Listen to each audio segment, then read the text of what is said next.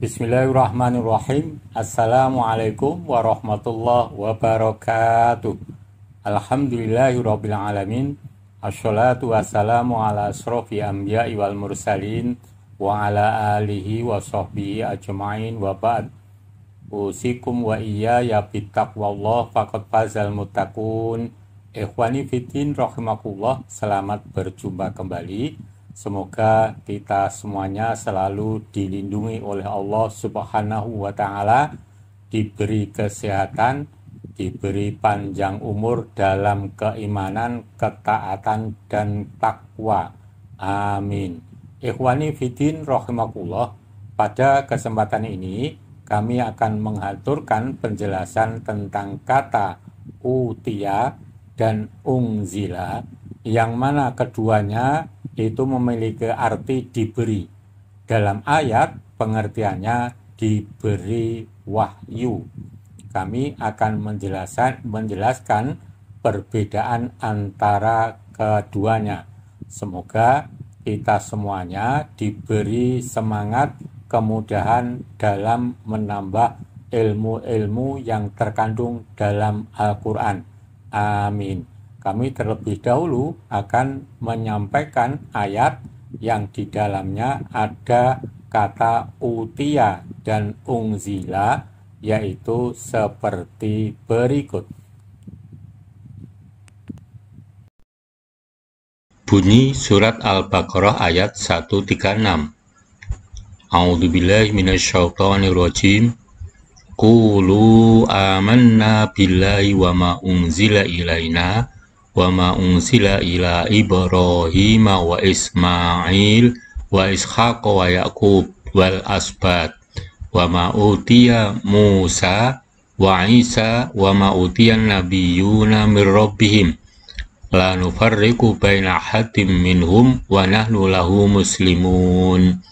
Artinya, katakanlah, hai orang-orang mukmin, kami beriman kepada Allah dan apa yang diturunkan kepada kami, dan apa yang diturunkan kepada Ibrahim, Ismail, Ishak, Yakub, dan anak cucunya, dan apa yang diberikan kepada Musa dan Isa, serta apa yang diberikan kepada nabi-nabi dari Tuhannya. Kami tidak membeda-bedakan seorang pun di antara mereka, dan kami hanya tunduk patuh kepadanya. Perhatikan kata yang berwarna merah pada ayat di atas, yaitu utiya dan unzila ila. Sama-sama kepada utusan, tetapi menggunakan kata berbeda. Mengapa? Penjelasan kata utiya dan unzila ila. Nabi dan Rasul yang diungkapkan dalam Al-Quran diberi wahyu dengan menggunakan kata unzila ila, dan kata utiya itu berbeda. Yang menggunakan kata unzila ila tidak disertai mukjizat yang besar seperti Nabi dan Rasul yang diberi wahyu dengan kata utiya. Nabi Ibrahim, Ismail, Ishak, Yakub, dan seterusnya menggunakan kata unzila ila. Sedang Nabi Musa, Isa, dan lain-lain menggunakan kata utiya. Karena beliau diberi mukjizat yang lebih besar dan lebih dahsyat dibanding yang menggunakan kata unzila ila. Ikhwani fiddin rahimakumullah, demikian tadi yang bisa kami aturkan surat Al-Baqarah ayat 136, yang di dalamnya terdapat kata utiya dan unzila disertai dengan penjelasannya. Untuk selanjutnya kami akan mengaturkan pengertian mukjizat, tujuan adanya mukjizat, dan contoh untuk pembanding yang menggunakan utiya dan unzila. Adapun penjelasannya seperti berikut. Pengertian mukjizat. Mukjizat adalah peristiwa luar biasa yang terjadi melalui seorang sebagai nabi dan rasul, sebagai bukti kenabiannya dan kerasulannya. Atau mukjizat didefinisikan pula sebagai suatu yang luar biasa yang diperlihatkan Allah Subhanahu wa Ta'ala melalui para nabi dan rasulnya sebagai bukti atas kebenaran pengakuan kenabian dan kerasulannya. Mukjizat harus ada 4 unsur, yaitu 1. Sesuatu atau peristiwa yang besar atau luar biasa. 2. Terjadinya atau dipaparkan oleh seorang nabi dan rasul. 3. Mendukung tantangan terhadap mereka yang meragukan kenabian dan kerasulannya. 4. Mukjizat itu harus bisa mematahkan setiap penantang. Di antara contoh untuk pembanding, 1. Mukjizat yang diberikan kepada Nabi Ibrahim alaihissalam berupa tidak terbakar oleh api yang menyala-nyala, justru kedinginan. Kejadiannya hanya sekali, menggunakan kata unzila ila. Tetapi mukjizat Nabi Musa alaihissalam berupa tongkat yang bisa berubah menjadi ular, bisa membelah lautan hingga airnya menyingkir bagaikan jalan, dan seterusnya. Kejadian tidak hanya sekali, yang berarti lebih besar, maka menggunakan kata utia. 2. Mukjizat yang diberikan kepada Nabi Ismail alaihissalam berupa munculnya air Zam-Zam karena hentakan kakinya. Tetapi dibanding dengan mukjizat Nabi Isa alaihissalam, yaitu bisa berbicara di saat masih bayi, menghidupkan orang mati, bisa membuat burung hidup dari tanah, dan lain-lain, maka dengan kata utia. Di antara tujuan adanya mukjizat. Dengan adanya mukjizat tersebut, para rasul dapat dipercaya oleh kaumnya bahwa mereka benar-benar utusan Allah. Laqad arsalna rusulana bil bayinat wa anzalna ma'ahumul kitaba wal mizan liyaquman nasu bil qist.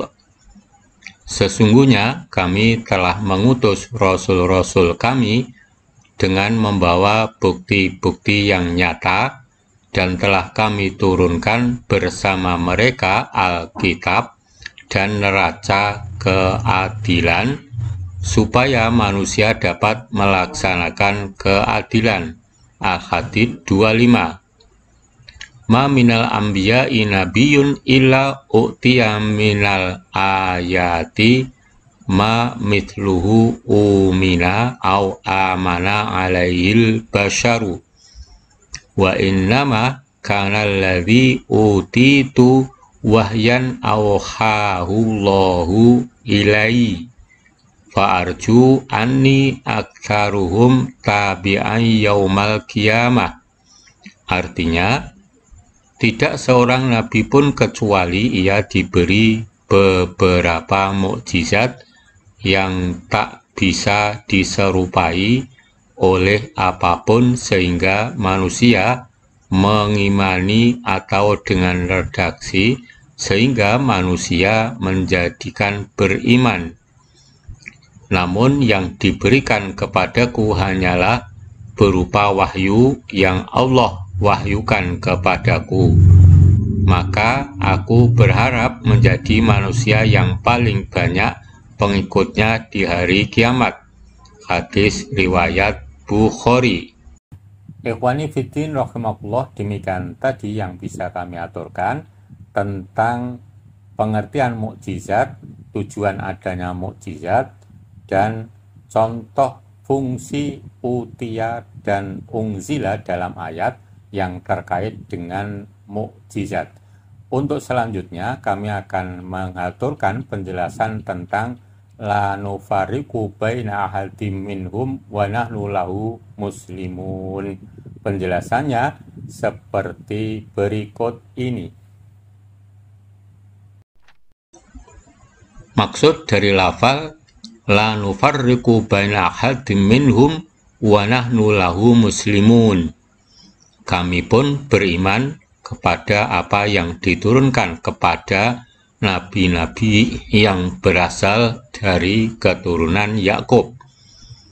Dan kami juga beriman dengan Taurat yang Allah berikan kepada Musa dan Injil yang Allah berikan kepada Isa.